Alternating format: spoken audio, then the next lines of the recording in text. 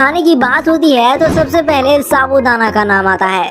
साबूदाने से कई तरह की रेसिपी बनती है और व्रत में इसका काफी इस्तेमाल किया जाता है। सफेद मोती की तरह दिखने वाला ये साबूदाना स्वाद में भी अच्छा होता है। इतना ही नहीं, कई रिपोर्ट्स में दावा भी किया गया है कि आपकी सेहत के लिए काफी फायदेमंद होते हैं। लेकिन साबूदाने को लेकर एक सवाल अक्सर पूछा जाता है कि आखिर ये बनता कैसे है। कई बार आपके मन में भी सवाल आता होगा कि आखिर ये साबूदाना किस तरह से बनता है। कई लोगों का इसे लेकर कहना होता है कि ये उसी तरह से उगाए जाते हैं जैसे कि चावल और गेहूं को उगाया जाता है। तो कई लोग इसे किसी फल का बीज बताते हैं। लेकिन आज हम आपका पूरा कंफ्यूजन दूर करने वाले हैं और आपको बताने वाले हैं कि आखिर ये कैसे बनता है। साथ ही आपको बताएंगे कि आखिर कई लोग इसे व्रत में खाना उचित क्यों नहीं मानते हैं। तो चलिए जानते हैं कि व्रत में खाए जाने वाले सबसे लोकप्रिय आइटम साबूदाना के बारे में। दोस्तों, आपको बता दें कि साबूदाना टैपियोका यानी कसावा के पौधों की जड़ों से बनाया जाता है। कसावा शकरकंद की ही प्रजाति से आता है। टैपियोका मूल रूप से पूर्वी अफ्रीका का पौधा है और इसे 19वीं सदी की शुरुआत में भारत लाया गया था। तो साबूदाना बनाने के लिए सबसे पहले टैपियोका के पेड़ों से इसके जड़ों को हार्वेस्ट करके अलग कर लिया जाता है और इसके जड़ों को कसावा रूट कहा जाता है। इसके जड़ों को निकालने के बाद पानी से अच्छी तरह से धोया जाता है और इनसे मिट्टी को अलग कर साफ कर लिया जाता है और यह सारी प्रोसेस मशीन के द्वारा ही की जाती है। उसके बाद जो कसावा का जड़ होता है उसके छिलके को छीलकर पूरी तरह से हटा दिया जाता है और इसके लिए ऑटोमेटिक पीलिंग मशीन का इस्तेमाल किया जाता है।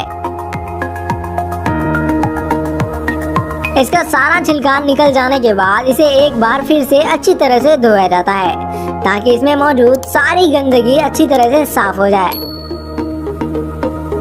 फिर छिले हुए जड़ को क्रशिंग मशीन में कन्वेयर बेल्ट के जरिए डालकर अच्छी तरह से पीसा जाता है और पीसते वक्त इसमें पानी भी मिलाया जाता है और जब यह पीसकर तैयार हो जाते हैं तब दूधिया रंग का पेस्ट बनकर तैयार हो जाता है। और पीसने के बाद यह जो पेस्ट तैयार होता है उसमें से शुद्ध स्टार्च और फाइबर को अलग कर लिया जाता है। इसके साथ ही स्टार्च को 3-4 अलग अलग फिल्टरों से अच्छी तरह से रिफाइनिंग की जाती है। इस प्रोसेस की पूरी हो जाने के बाद जो एक्स्ट्रा वाटर होता है उसे बाहर निकाल लिया जाता है और जो फाइबर होता है उसे पल्प मशीन के द्वारा बाहर निकाल लिया जाता है और ये जो गूदा होता है उसे सूरज की रोशनी में या मैकेनिकल ड्रायर में तब तक सुखाया जाता है जब तक कि उस गूदे में नमी यानी मॉइस्चर की मात्रा 12% तक ना हो जाए।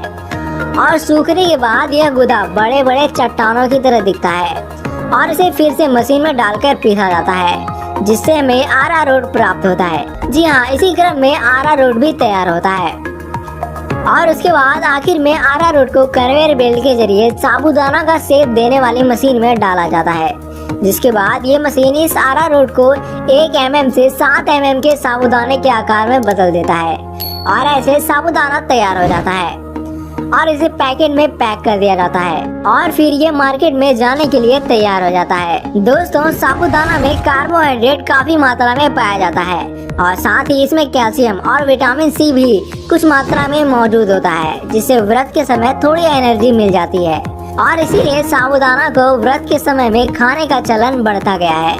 लेकिन कुछ लोग साबूदाना को व्रत में खाना उचित नहीं मानते हैं। उनका कहना यह होता है कि साबूदाना बनाने के वक्त जब जड़ों के गूदे को पानी में रखा जाता है तो इतने दिन तक पानी में रहने पर इसमें कीड़े लग जाते हैं, साथ ही पानी भी खराब होने लगता है। इसके बाद साबूदाना बनता है।